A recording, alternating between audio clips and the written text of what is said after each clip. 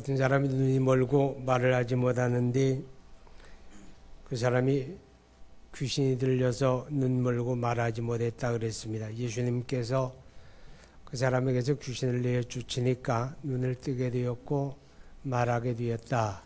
그렇게 말씀을 합니다. 이제 그 일에 대해서 바리새인들이 예수님을 오히려 비난하기 위해서 말하기를 저가 귀신의 왕 바알세불을 힘입어 귀신을 쫓아낸다. 이렇게 비난합니다. 그 말은 예수라는 사람이 귀신이 들려서 하는 일이다. 그런 비난이 됩니다. 그때 예수님이 말씀하기를 내가 성령을 힘입어 귀신을 쫓아내는 것이면 하나님의 나라가 이미 너희에게 임하였다. 이렇게 말씀을 합니다. 여러분, 말세가 되어지게 되면 악한 마귀가 아주 본격적으로 적극적으로 극렬하게 역사하는 시대다. 그렇게 성경이 깨닫게 합니다. 계시록 12장 12절에 보면 말세에는 마귀가 자기 때가 얼마 남지 아니했다는 것을 안다 그랬어요. 그래서 분노하여 너희에게 내려갔느니라 그랬고, 또 베드로전서 5장 8절에 보게 되면 대적 마귀가 우는 사자처럼 두루다니며 삼킬 자를 찾느니라 이렇게도 말씀을 해요. 이 말은 마귀가 적극적으로 역사하는 시대가 바로 말세가 되어진다 하는 것입니다. 자, 이런 시대를 살아가는 하나님의 사람들에게 성경은 야고보서 4장 7절에서 마귀를 대적하라 그렇게 말씀을 합니다. 마귀를 대적하라, 싸우라 그 말이죠. 근데 우리가 마귀를 더불어 싸우려고 하면 마귀의 실체를 알아야 되는 거죠. 마귀를 알지 못하고 마귀와 더불어 싸울 수가 없다 하는 것이에요. 신앙생활이라고 하는 건 본래 영적인 것인데 이 영적인 일에 대해서 우리가 무지하게 되면 우리가 영적인 싸움에서 승리하기가 어려워집니다.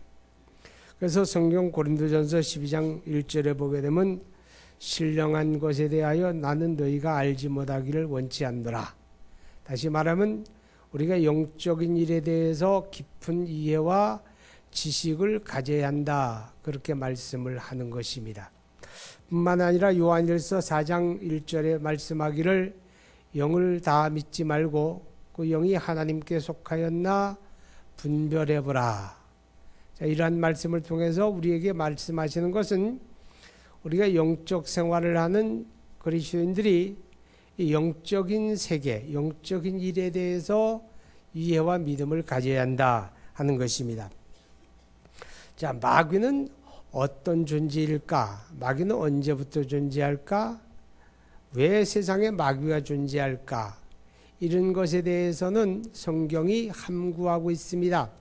그러니까 마귀가 언제부터 어떻게 존재하느냐 하는 것은 알 수가 없어요. 그러나 성경이 가르치는 것은 마귀는 존재한다. 그리고 마귀는 이런 속성을 가지고 있고 마귀는 이런 활동을 한다라고 가르쳐 주면서 그렇기 때문에 마귀를 너희는 대적해야 한다. 이렇게 성경이 깨닫게 하는데 성경이 가르쳐 주는 바를 따라 살펴보게 되면 마귀는 영적인 존재다라고 하는 것입니다. 여러분, 영적 존재라고 하는 건 우리 눈에 보여지지 않는다는 거죠. 우리 눈에 보여지는 사물만이 전부가 아니라 보여지지 아니하는 세계가 우리 앞에는 있다라고 하는 걸 알 수가 있는 거예요. 마귀가 영적 존재라고 할 때 하나님도 영이시잖아요. 그러니까 하나님도 우리 눈에 보여지지 않아요. 근데 마귀는 영적 존재인데 어떤 영감은 악한 영이다. 자, 여러분, 우리 눈에 보여진다면 우리가 대들어 싸우든지 뭐 힘을 규합하든지 뭔가 대적하기가 수월할 텐데 눈에 보여지지 아니하면서 존재하는 것이니까 실질적으로 우리가 대적하기가 그렇게 쉬운 문제가 아니에요. 마귀를 대적하는 게 간단치가 않다고 하는 걸 우리가 깨달아 볼 수가 있습니다. 오늘 성경에 보면 귀신들에 대한 이야기가 나오는데 이 귀신들이라고 하는 것, 성경은 항상 마귀를 단수로 기록합니다. 하나다 그 말이에요. 그리고 귀신은 귀신들, 복수로 기록을 합니다. 그 말은 마귀의 수하에서 부려지는 영들이 있는데 그 악한 영들이 바로 더러운 귀신, 악한 귀신 그렇게 이야기하게 된다는 겁니다. 그리고 이 마귀의 성품 중에 하나는 아주 악하다는 거죠. 아주 악하다. 이 마귀가 악하다라고 하는 말은 이 세상에 나타나는 모든 악한 일들의 배후가 누구냐? 그 배후가 보여지지 아니하는 악한 마귀가 모든 악한 일들의 배후가 된다라고 하는 걸 우리는 깨달아 볼 수가 있습니다.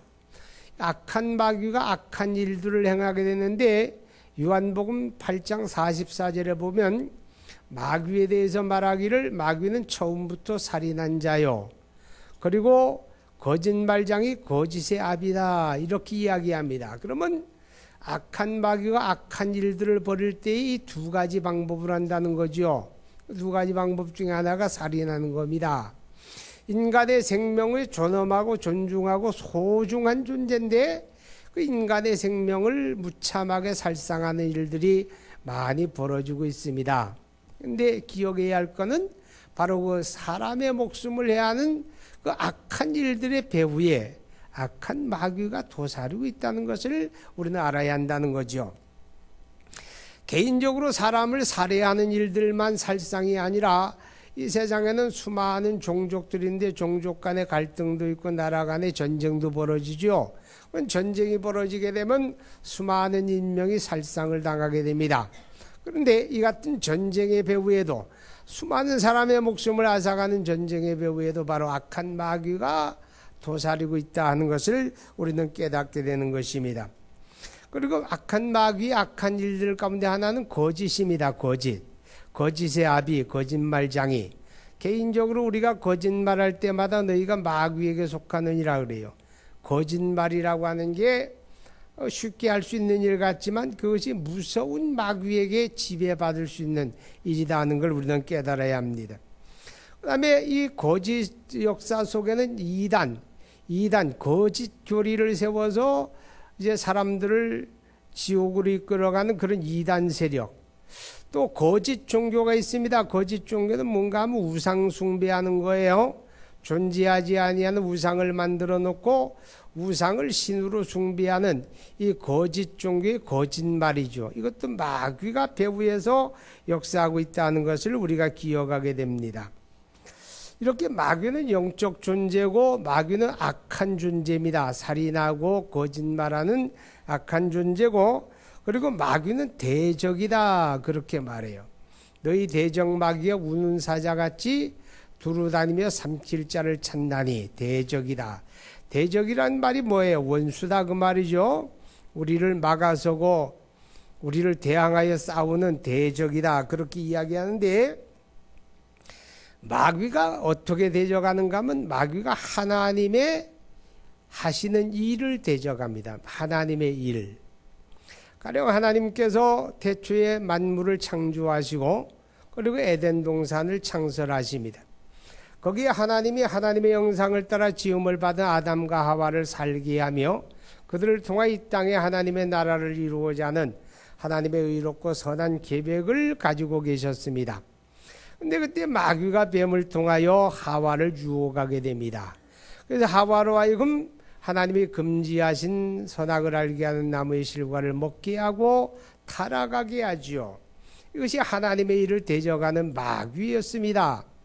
자, 그 안에서 모든 아담의 후손으로 태어나는 사람들이 아담의 죄 가운데 함께 범죄하게 되고 함께 타락하게 되고 그로 인해서 영원한 지옥을 이제 경험하게 되는 것입니다. 하나님은 의로우신 분이고 하나님은 진리의 하나님이시거든요. 그래서 하나님이 이 땅에서 하나님의 의와 진리를 구현해 가시는데 악한 마귀는 그 같은 하나님의 일을 대적하고 회방합니다. 하나님의 의가 구현되지 않도록, 하나님의 진리가 세상 속에 구현되지 못하도록 마귀가 하나님의 일을 대적하고 있다. 하나님의 원수다 그런 뜻이에요. 그 다음에 마귀는 그리스도를 대적합니다. 그리스도 예수 하나님의 아들 우리의 구원자로 오신 그리스도를 대적하여 또 하나님의 일을 회방하게 되는데, 예수님께서 이 땅에 탄생하시던 그때 베들레헴에 탄생하셨을 때 마귀는 헤롯이라고 하는 유대왕을 통해서 그리스도를 대적합니다. 그래서 하나님의 아들 그리스도가 이 땅에 탄생하자 마귀가 헤롯을 통해서 베들레헴 근방에 2살 이하의 사내 아이들을 다 죽이라 이렇게 명령하죠. 수많은 사람을 죽이게 됩니다. 물론 예수는 거기에 속하지 아니하고 피난했기 때문에 살 수가 있었습니다. 그리고 예수님이 이제 30이 되어서 공생애, 그리스도로서의 공생애를 시작하시게 되는데, 예수님의 공생의 시작이 요단강에서 세례 요한에게 세례를 받으시고 그리고 광야에서 40일을 줄이시며 기도하는 일을 하게 됩니다. 그때 마귀가 예수님에게 나타나서 시험을 하게 됩니다. 만일 당신이 하나님의 아들이면 이 광야에 널려있는 돌을 가지고 떡을 만들어 먹으라 이렇게 유혹하지요. 또 예수를 성전 꼭대기 높은 첨탑 위에 세우고 여기서 내가 뛰어내려라 그럽니다. 성경에 이르기를 하나님이 그 사자들을 명하여 내 발이 땅에 부딪히지 않게 하리라 했는데 그렇게 뛰어내려 보라 그럽니다. 세 번째는 높은 산 꼭대기 데리고 가서 천하만국을 펼쳐 보이며 하는 말이 내게 엎드려 절하면 내가 이 모든 것을 내게 주리라. 이렇게 이제 시험했던 일이 있습니다. 그리스도 예수를 대적하는 마귀의 모습을 우리는 볼 수가 있게 됩니다. 그리고 마지막에는 예수님이 십자가에 이제 죽임을 당하게 됐는데, 예수님은 본래 그것을 위해 오셨습니다. 우리의 죄를 대속하기 위하여 십자가에 죽으러 오셨잖아요. 그래서 보라 세상 죄를 지고 가는 하나님의 어린 양이다 그랬는데, 마귀는 그리스도 예수가 하나님의 아들이고 우리를 구원하시는 구원자라는 건 알았는데 우리를 구원하시는 하나님의 방법에 대해서는 알지 못했습니다. 그래서 마귀는 다만 그리스도 예수를 죽이면, 그를 제거하기만 하면 하나님의 구원 역사를 회방할 수가 있다 이렇게 생각한 거죠. 그래서 마귀가 모든 유대 교권자들을 충동합니다. 대제사장과 백성의 장로들과 서기관들을 충동해서 예수를 십자가에 몰아갑니다. 권력자인 본디오 빌라도를 충동하고 헤롯을 충동해서 그들이 일치단결해서 예수를 십자가에 못 박아 죽이게 되죠. 자, 이러한 과정을 보게 될 때 마귀는 바로 그리스도 예수를 대적하는 그리스도의 대적자였다라고 하는 것입니다. 그리고 그 후에 이 땅에 그리스도의 교회가 세워지고 그리스도의 십자가 복음이 전파되게 될 때 마귀가 교회를 대적하게 되고 복음을 대적하게 됩니다. 그래서 교회를 향하여 핍박을 가하게 되고 교회를 타락하게 하고 다 마귀의 술법이지요. 그리고 이 복음을 효과적으로 대적하는 방법에 대해서 마태복음 13장 23절 이하에 보게 되면 예수님이 비유로 하신 말씀 가운데 이런 말씀이 있습니다. 어떤 날 농부들이 밭에 나가서 씨를 뿌렸어요. 그리고 며칠 후에 씨가 싹이 나서 자라는가 하러 이제 확인하려고 밭에 나가 보았더니 깜짝 놀랄 일이 벌어집니다. 밭에는 곡식이 무성하게 자라는 게 아니라 가라지가 무성하게 자라고 있습니다. 놀랬습니다. 이게 무슨 조화일까? 우리가 분명히 곡식을 뿌렸는데 이 왜 가라지가 이렇게 자랄까?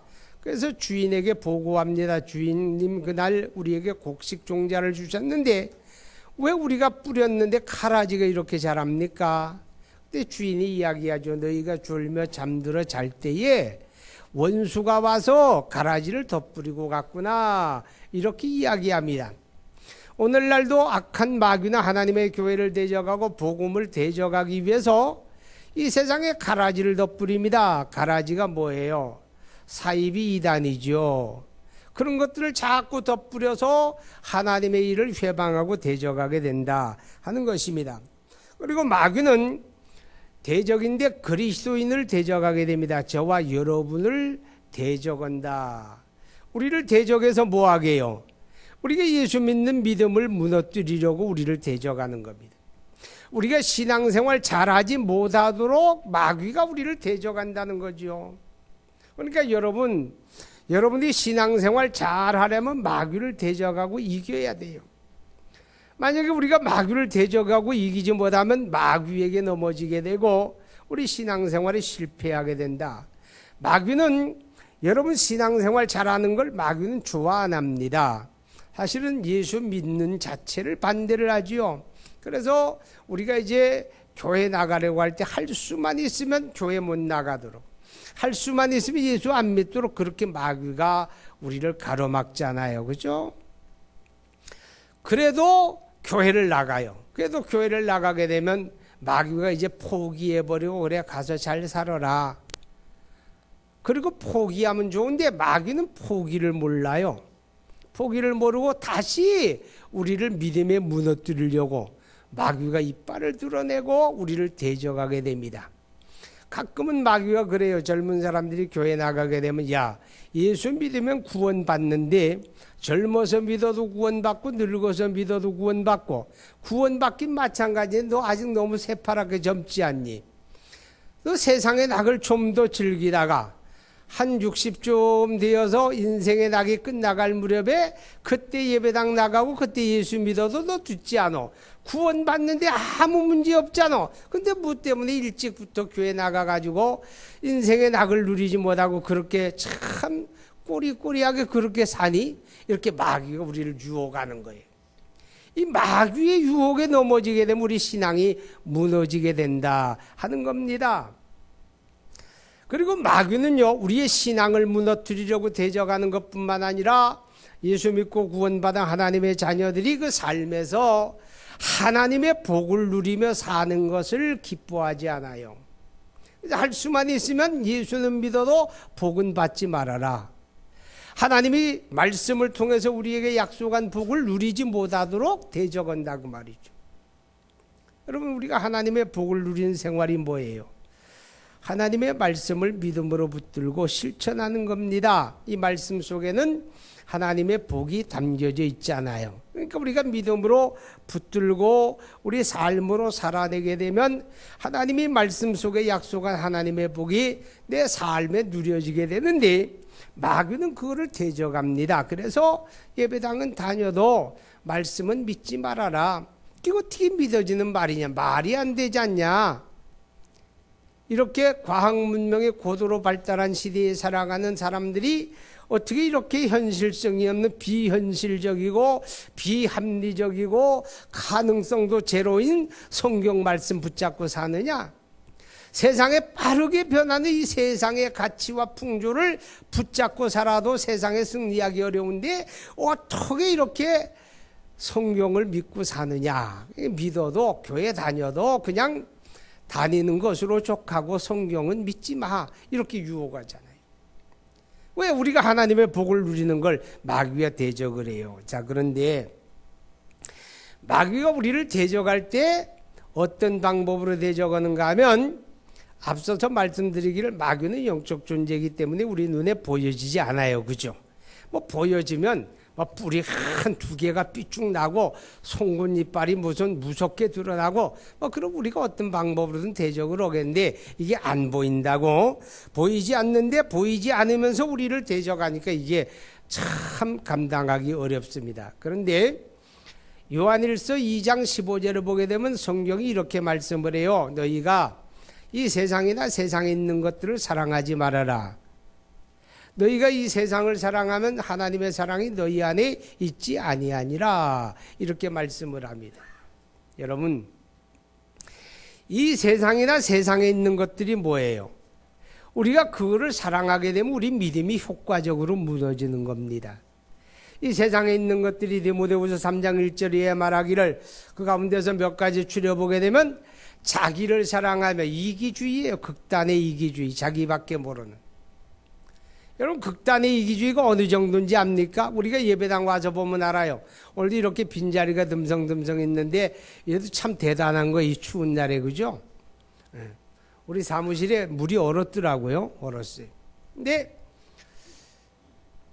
예배당 나와 앉을 때 이 의자가 말이에요, 이게 5인석입니다. 5인석. 넉넉하게 앉아도 5인석이고 사실은 6인석인데, 희한한 거는 교인들이 자기 자리가 다 있다는 거예요.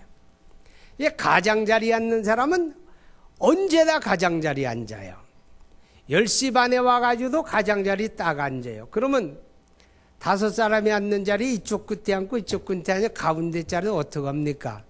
비워놓을 수 없잖아요. 그럼 누군가 들어가야 돼요. 여러분 사랑은 뭐예요? 남을 배려하는 거잖아요. 아, 내가 여기 앉으면 다른 사람들이 불편하겠구나. 내가 먼저 왔으니 가운데부터 앉아야지. 이게 이웃을 배려하는 사랑입니다. 근데 어떤 사람은 이래요. 일찍 와서 가장자리 딱 앉아 있는데 누가 와서 안으로 들어가겠다 그러면 떡 쳐다봐요. 꼬나본다 그러죠. 아니 생글생글 웃으면서 딱 쳐다보고 어서 오세요.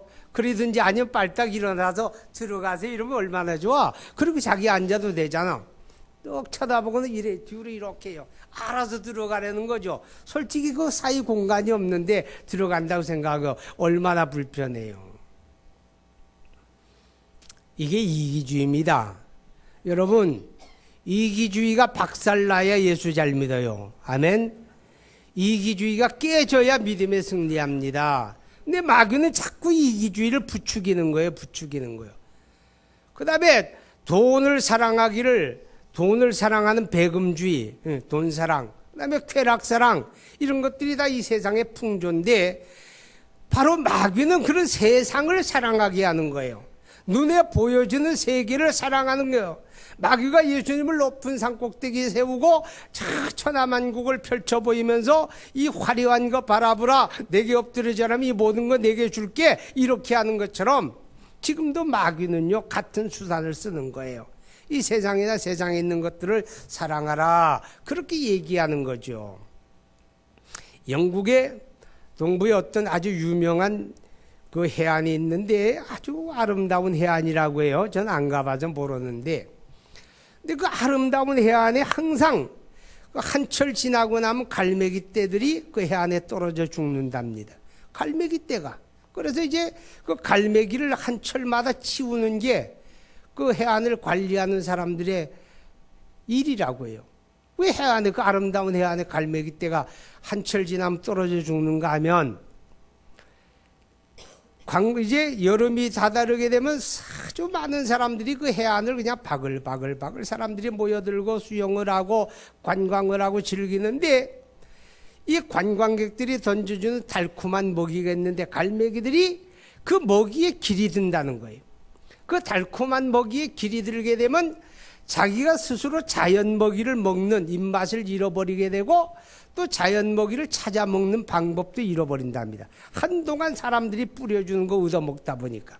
근데 계절이 바뀌어지고 썰렁해서 이제 사람들이 해안을 찾지 않으면 먹이가 없어지는 거예요.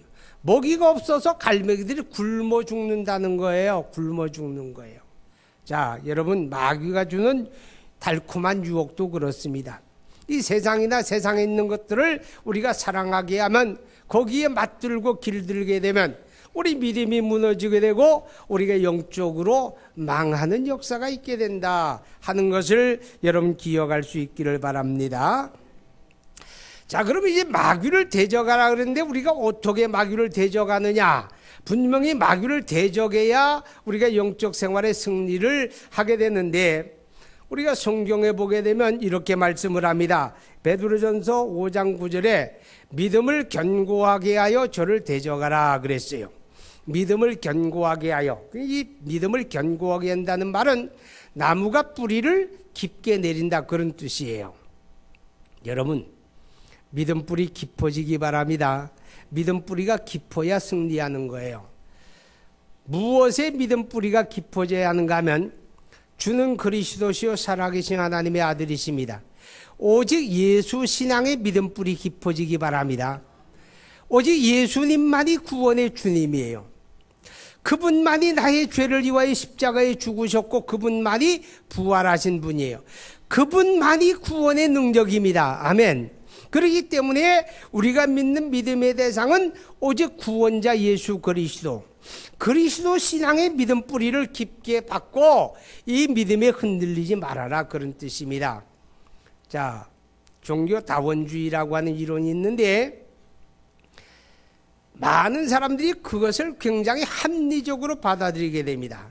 그 무슨 말인가 하면, 세상에 존재하는 모든 종교는 그 방법은 다소 차이가 있을지라도 목표는 다 같은 거다. 그러니까 종교 간의 갈등 갖지 말고 서로 전도하려고 하지 말고 자기가 믿는 종교 자기가 잘 믿으면 되고 서로 상대방 종교 존중히 여기고 그렇게 되면 된다 이렇게 이해하자는 거예요.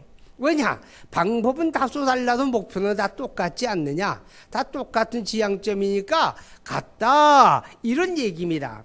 그런데 성경은 뭐라고 말합니까? 천하 인간의 구원을 얻을 만한 다른 이름을 우리에게 주신 일이 없다. 오직 주 예수를 믿으라. 그리하면 너와 내 집이 구원을 얻으리라. 할렐루야. 그러니까 우리가 믿음 뿌리를 어디다 깊게 내리는가 하면 오직 그리스도 예수 그분만이 구원의 주님이다 라고 하는 이 믿음에 견고해야 돼요. 그래야 우리가 마귀를 대적하고 승리할 수가 있는 거예요. 또 우리 믿음 뿌리를 어디다 견고하게 내리는가 하면 믿음의 근거가 하나님의 말씀인 성경입니다. 이 성경만이 우리 신앙의 근거예요. 여러분, 교회가 아무리 오랜 전통 속에 어떤 전통을 만들어 놔도 그게 신앙의 근거가 되지 않습니다. 교회가 어떤 규칙을 정한다고 해서 그게 신앙의 근거가 되질 않아요. 우리 신앙의 근거는 오직 성경, 하나님의 말씀만이 신앙의 근거니까 여러분, 우리 믿음 뿌리를 하나님의 말씀에 깊게 내려야 믿음이 견고하게 되는 겁니다. 아멘. 그래야 우리가 마귀를 대적하고 승리할 수가 있겠다라고 하는 거죠. 그 다음에 에베소서 6장 11절에 보게 되면 악한 마귀의 관계를 능히 대적하고 승리하도록 하나님의 전신갑주를 입으라 그랬어요. 여러분, 하나님의 전신갑주 무장을 하라 그 말이에요. 영적인 무장을 해야 돼요. 이 시대를 살아가는 하나님의 사람들, 악한 마귀가 극렬하게 역사하는데 우리가 무장 해제를 하고 예수 믿으면 어떻게 합니까? 싸울 수가 없잖아요. 영적인 무장을 해야 돼요. 할렐루야. 그 영적인 무장 가운데 하나가 뭐냐? 오늘 28절에 보게 되면 그러나 내가 하나님의 성령을 힘입어 귀신을 쫓아내는 것이면 하나님의 나라가 이미 너희에게 임하였느니라. 할렐루야. 하나님의 나라가 이미 너희에게 임하였다. 성령을 힘입어 그렇게 말씀을 해요. 예수님이. 마찬가지죠. 우리도 영적인 무장은 성령으로 하는 겁니다. 아멘. 우리가 성령 충만해야 돼요. 예수 믿는 사람은 기본적으로 성령의 사람이잖아요. 성령의 사람, 성령이 내 안에 거하신다는 거예요. 그 하나님의 성령으로 충만하고 우리가 성령의 지배를 받을 때 이게 영적인 무장이고 그 성령으로 말미암아 우리가 악한 마귀의 관계를 능히 대적하고 우리가 신앙과 삶에 승리하며 하나님의 복을 누리게 될 줄로 믿습니다. 기도합니다. 거룩하신 하나님 아버지, 우리 하나님의 은혜와 사랑을 진심으로 감사합니다. 악한 마귀가 극렬하게 역사하는 시대를 살고 있습니다. 마귀가 하나님의 일을 대적하고 그리스도를 대적하며 교회를 대적하고 우리 그리스도인들을 대적하여 신앙을 무너뜨리고 우리가 하나님의 복을 누리지 못하도록 회방하는 일을 마귀가 하게 된다는 것을 알고 있습니다. 우리 하나님, 이제 우리가 이 믿음에 견고해서 악한 마귀를 대적하고 우리 믿음의 승리자가 되며 하나님의 복을 누리는 주님의 권속들 되기를 바랍니다. 하나님의 말씀에 믿음 뿌리 깊게 내리고 오직 그리스도 예수 신앙에 견고하게 하시며 우리 하나님의 성령으로 충만하기 원합니다. 우리가 성령의 지배받기 원합니다. 우리가 성령에 붙들려지기 원합니다. 성령으로 말미암아 마귀를 대적하고 승리하게 하여 주옵소서. 예수님 이름으로 기도하옵나이다. 아멘.